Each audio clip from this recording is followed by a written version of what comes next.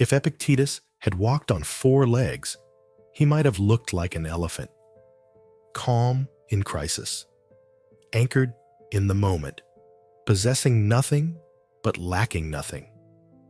What ancient philosophy lives in the way of the elephant? Watch them, not with your eyes, but with your breath. They do not hurry. They do not strive. An elephant moves as if time itself is an illusion, as if the only clock worth obeying is the slow rhythm of the earth beneath its feet. There's a silence to them that feels earned, a stillness that doesn't suggest absence of thought, but depth of it. They are not empty. They are full of memory, of intuition, of things not easily spoken. We often think of strength as noise, as resistance, as domination. But what if real strength is something quieter, something slower, something like patience? If there is a creature on this earth that has mastered the art of being rather than constantly becoming, it is the elephant. So what can these ancient beings teach us about ourselves? About what it means to live with dignity in a chaotic world, to remain unshaken when storms rise, when the path disappears, when others run? Perhaps the elephant does not preach Stoicism, but lives it, not as doctrine, but as breath, not as suppression of emotion, but as integration, a peace treaty with reality. In this reflection, we'll explore what elephants, these gentle titans of time, reveal about inner strength, not the kind that lifts or conquers or screams, but the kind that endures, that remembers, that walks forward anyway. Because sometimes the wisest teacher doesn't speak at all. And so we begin, not with a roar, but with a footstep in the dust, a question lingering in the heat. What does it mean to be unshakable and yet soft? To walk beside an elephant is to walk beside something ancient, not only in years, but in wisdom. There is no rush in them, no need to prove, no need to defend. And that is what makes them powerful. We often confuse strength with dominance, presence with volume, control with speed. But the elephant teaches us another form of power, one that echoes the core of Stoic philosophy. To be unmoved by what is beyond you, to master what lives within you. This is the Stoic path. And perhaps the elephant has walked it longer than we have had words for it. Consider this. The elephant is born into a world of predators, storms, and droughts. She learns early that pain is inevitable, that loss will come, that death is not a punishment, but a part of the journey. And yet, she does not harden. She does not panic. She does not flinch at the wind. Like the Stoics, she accepts what is beyond her control, the drought, the death, the disappearing rivers, and focuses only on what she can control. Her next step, her next breath, her unwavering presence with the herd, what Epictetus called the dichotomy of control. The elephant lives without needing to name it. Some things are up to us, and some are not. Epictetus. Where we obsess, elephants observe. Where we react, they respond. Where we spiral, they stand.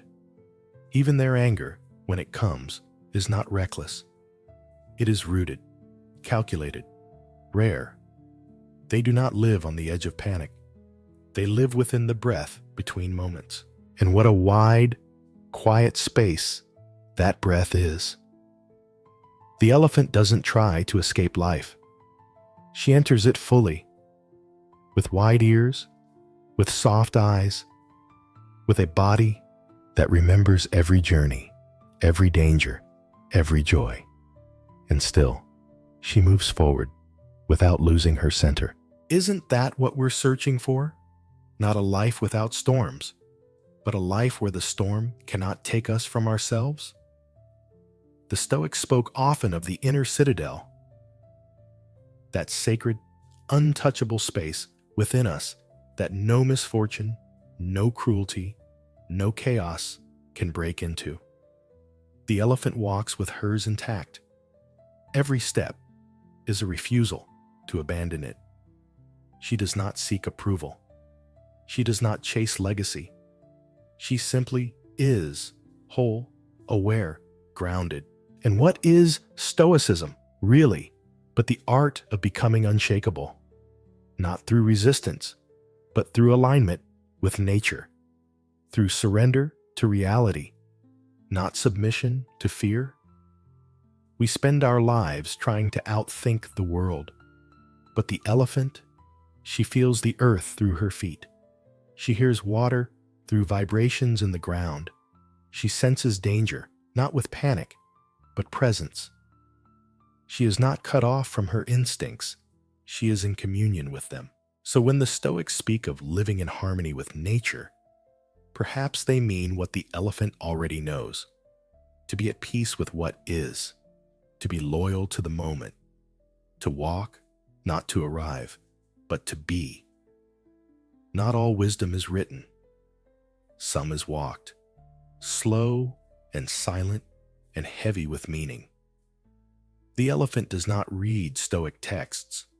She embodies them. Watch an elephant from behind. Not just the sway of muscle and mass, but the shadow she casts. There is something ancient trailing behind her, not physical, but emotional, a gravity, a memory, a story. She does not just carry her body, she carries a lifetime, and not just her own. Elephants are matriarchal. Guided by the oldest female in the herd, she remembers the paths to water that no map holds. She knows the scent of danger, the rhythm of migration, the seasons of life and death. But memory, for an elephant, is not just survival. It is grief. It is bond. It is burden. They have been observed returning to the bones of their dead, touching them, pausing beside them in silence. Mothers who've lost calves have been known to carry the bodies for days, unwilling to let go. What creature mourns so deeply and yet continues walking? What human does? We too carry. We carry loss, shame, expectations. We carry roles, regrets, and unfinished conversations. We carry what was said and what wasn't. But unlike the elephant, we often carry these things unwillingly, unconsciously, as if dragged by our own past. The Stoics remind us pain is not in the thing itself, but in our judgment of it. What we resist persists. What we accept transforms. Don't hope that events will turn out the way you want. Welcome events in whichever way they happen. Epictetus. The elephant does not argue with reality. She does not rage at the river for drying up. She does not curse the sun or mourn in bitterness. She carries and continues. That is amor fati, the love of fate. Not passive acceptance, but an active embrace of life as it is. The Stoics ask us not just to endure hardship, but to love it, to say, this too is mine, this weight, this wound, this lesson, not because it feels good, but because it forms us, shapes us, grounds us. Look at the elephant. Her skin is thick, cracked, weathered, not in spite of her story, but because of it. The sun has kissed her back 1,000 times. The wind has carved her silhouette, and still she walks, not to escape the past, but to carry it forward with grace. Isn't that the truest kind of strength? Not the denial of pain, but the dignified bearing of it? We often believe that healing means forgetting. That peace means lightness, but maybe peace is something heavier than we thought. The quiet agreement to carry what cannot be changed without letting it bend your spine. The elephant teaches us this with every step. She does not compartmentalize her grief. She does not outsource her pain. She walks with it, side by side. And in doing so, she is not diminished. She is deepened. To carry is not to be crushed. To remember is not to be broken.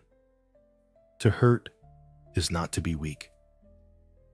We too can be strong and soft, tired and wise, wounded and walking. The world will not stop handing us weight, but we can learn to carry it differently. Not with resentment, but with rhythm. Not dragging it behind, but placing it on our shoulders, balanced, steady, like a matriarch who knows the way home. So the question isn't how to drop the weight. The question is, how do we walk with it? And the elephant answers, one step at a time. No elephant walks alone for long. Even in the vast openness of the savannah, where space stretches into silence, they move together, not out of fear, but out of something far deeper, a kind of ancient loyalty, a bond without noise, without performance, without need for constant affirmation. In the elephant herd, everything has a rhythm. The youngest stumble forward, the oldest walk behind, keeping pace, and watch. When one pauses, the others sense it. When one grieves, the others stand still. There is no instruction, no command, only presence. We often think of strength as something solitary, the lone hero, the individual will. But what if real strength is shared? What if the greatest support system is one that speaks not in words, but in walking beside you? The Stoics believed that virtue, the highest good, was not just personal excellence, but harmony with others. To be just, to be patient, to be wise, not only for yourself, but with others. To live in accordance with nature, which includes the nature of our relationships. And elephants understand this. When a calf is born, the entire herd circles around her. Not for a ceremony, not for celebration, for protection, for warmth. They do not speak. They surround. A wall of silence that says, "You are safe here. We are with you." When a member of the herd falls ill, the pace slows. The journey waits, because the well-being of one affects the rhythm of all. How rarely do we allow that in our own lives? To move at the speed of care, to let someone's pain slow us down without rushing them forward? The herd does not fear slowness. It fears separation. And yet we, so often, wear independence like armor, as if needing others makes us fragile. But elephants show us to walk together is not weakness, it is wisdom. To be seen in your weariness and still accepted is a kind of healing that has no words. Even in death, they do not abandon each other. They return to the bones. They linger. Some scientists call it memory. Others call it mourning. But maybe it's something simpler and deeper. Love without possession. Presence without control. There is no ego in the herd, no hierarchy that shouts, just the quiet understanding that survival is not a competition, but a collaboration. Seneca wrote, "We are members of one great body, created to work together, like hands, feet, and eyes." The elephant herd lives this truth, not as a philosophy, but as a way of breathing.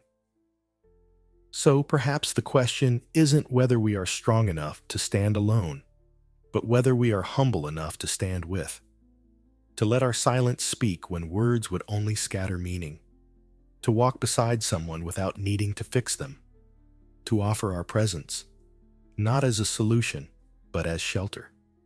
The herd does not carry you, but it walks beside you until you can carry yourself again.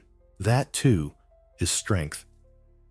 The savanna does not always whisper.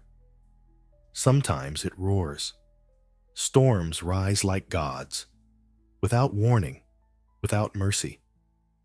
The sky splits open. The wind howls across the plain like a thing enraged. Trees bend until they snap. Dust becomes a wall. Rain slashes sideways, and somewhere in that chaos, the elephants stop. Not out of confusion, not out of fear, out of awareness. They do not scatter like birds. They do not stampede like frightened deer. They pause. They become still. What creature meets the storm with stillness? And yet, there they stand, skin-soaked, eyes wide, unmoving, listening, waiting, rooted. The young may tremble beneath the legs of their mothers, but the matriarch does not flinch. She has seen storms before. She knows. Panic changes nothing, and a noise solves nothing. It is not the force of the storm that destroys us. It is the chaos we allow inside. This is the lesson of the elephant. This is the practice of the Stoic. You have power over your mind, not outside events. Realize this, and you will find strength. Marcus Aurelius' stillness is not the absence of emotion. It is the discipline to feel fully without being swept away, to breathe when the instinct is to shout, to wait when the instinct is to run. We so often react.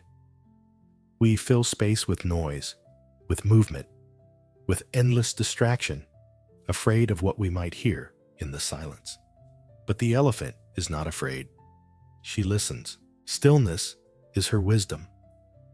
She knows that what passes overhead, the storm, the fear, the wind, does not have to pass within. This is Stoicism lived in the body. To be grounded while the world changes. To respond, not with resistance, but with presence. You do not outrun the storm. You anchor in it. You do not close your eyes. You keep them open and soften your breath. You do not become the chaos. You become the calm. And when the rain pets, as it always does, the elephant moves again. Not broken, not frantic, just walking as if nothing was ever lost. The storm never took her away from herself. And that is the real victory. The elephants have passed now. Only their footprints remain, pressed into the dust like soft echoes. You could miss them if you weren't paying attention. But look closely, and you'll see a trail not just of movement, but of meaning. A reminder, stamped into the earth. You were here, and you walked with grace.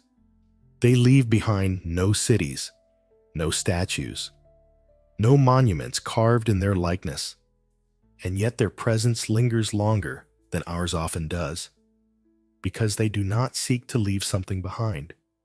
They seek only to move through the world without disturbing its balance. And isn't that the paradox of true strength? That it leaves the lightest footprint? We who build and chase and strive, what are we actually trying to leave behind? A name? A legacy? A noise loud enough to outlive our silence? But the elephant teaches us something else. That your life is not measured by what you accumulate, but by how deeply you inhabit each moment. That real strength is not in how much you hold, but in how gently you carry it. The Stoics spoke often of eudaimonia, a kind of flourishing that comes not from wealth or fame, but from living in alignment with virtue, with nature, with who you truly are when everything else falls away. And isn't that what we saw in the elephants? Not perfection, but presence. Not control, but composure. not fearlessness, but the courage to keep walking, even when afraid. They do not rush. They do not cling. They walk the earth as if they belong to it, and not the other way around. So maybe the question isn't what the elephant leaves behind. Maybe the question is what you will carry forward.